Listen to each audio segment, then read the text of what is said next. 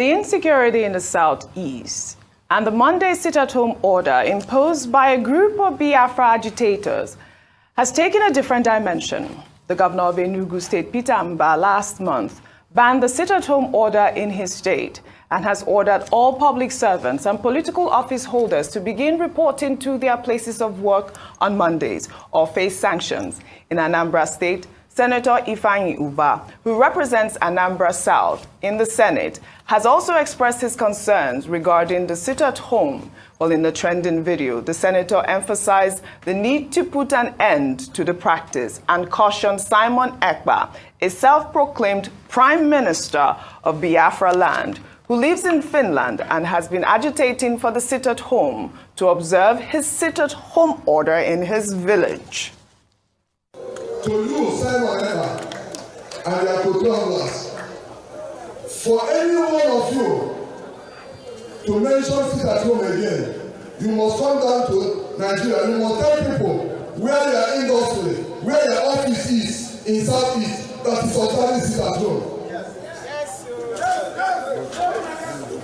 You will start chanting this at home. You will start preaching sit-at-home from your Igbo before you continue to mention Anambra State and name. You have your parents in the Igbo there. Their state is ABC state. And you have never ever one day mentioned their state Igbo. Igbo don't observe sit-at-home. You are in Finland contesting for councillorship or whatever. You go to your job on Mondays,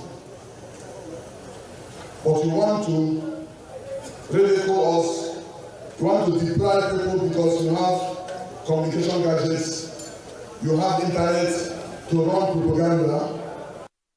I think Ifeanyi Mbah spoke very well, and his advocacy is quite apt. There have been a back and forth between the two. I believe Simon Ekpa has responded on social media, but I think it is so important to highlight the story because a lot of Southeasterners are dying. They are not only just dying physically, their businesses are suffering.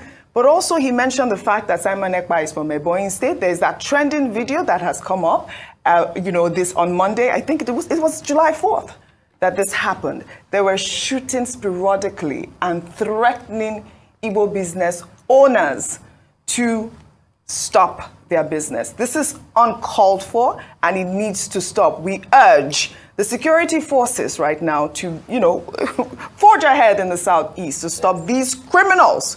They are criminals. Yeah. You know that the indigenous people of Biafra has distanced themselves from this whole mess. They started this sit-at-home when Nnamdi Kanu was put in, in jail or in detention. But, they called it off and they've just said, you should sit at home only when he appears in court. So these people are criminals because even Nnamdi Kanu has also said that the sit-at-home should stop. Yes.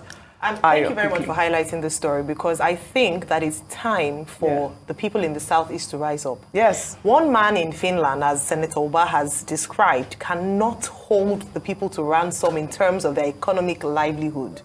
Every Monday, and for many people who are from that region, complain about it. You hardly find someone who is in that region who likes the sit-at-home order because people are losing money.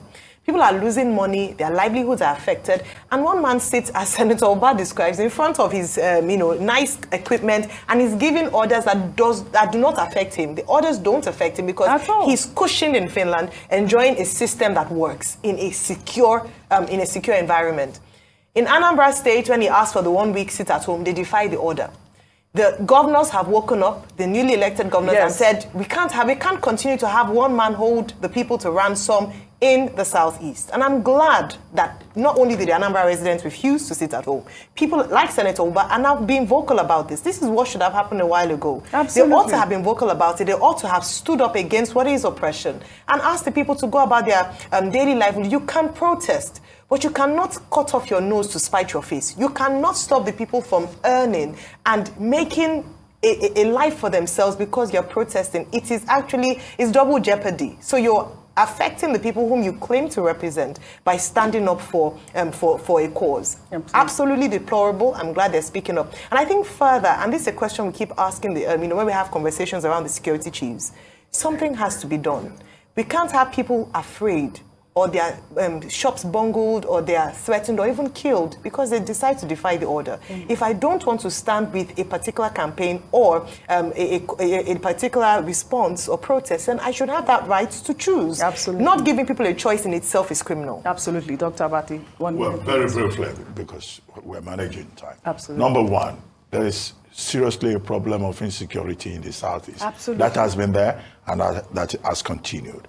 One of the things that this day newspaper, in that story, looking at 30 days of Tinubu, 30 challenges, 30 appointments, one of the things that report, which I commended here, I indicated was insecurity in the Southeast and other parts of the country. Now, in the Southeast, IPOB says it's not involved in a sit-at-home. Yes. And IPOB, through Emma Powerful, has issued statements. Several statements.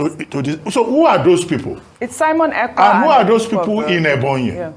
Yesterday, as you said, attacking people and threatening to kill. So the national security system has its job cut out for it. Absolutely. That's number one. Number two, that Ebonyi tape, they kept saying there will be no peace. People will be killed if Nnamdi Kanu is not released.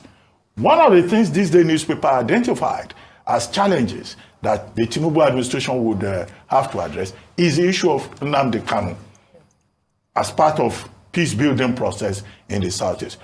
President Tinubu has to personally take a look, at that particular matter. And then number three, of course, is the point about Ifeanyi Mbah, senator, representing Enugu North from Anambra South, challenging Simon Ekpa.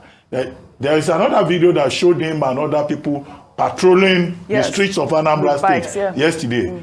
Well, the urgency of this matter is now, so that we don't have a blowout in the Southeast. Where there is peace in the Southeast, there will be development. Absolutely. Governor of Anambra State, Governor Soludo, has been saying people should come home and invest. People should come home and invest and stop investing outside their own territory. How will people come home if there's so much insecurity? Well said. Imagine the cost of people sitting at home on Mondays. Nobody has calculated it. It's a lot, both at the personal level and also at the economic level. Well said, Dr. Abati. Rufai, 1 second quickly if you want to add something before I take this last story. Please, you want to say something? Let peace reign in the Southeast. Let's say no to this Monday sit-at-home. It's destroying the people they claim they are fighting for. Absolutely. And please, Simon Ekpa, watch it. You're causing a lot of chaos here, and you're living in the freedom of democracy in Finland. Have a conscience. Check your own conscience. Nobody is saying that the marginalization protest is not valid, but you are causing rancor because a nation like Finland has a system working, and you are destroying your own homeland. Have a conscience, Simon Ekpa. Have a conscience.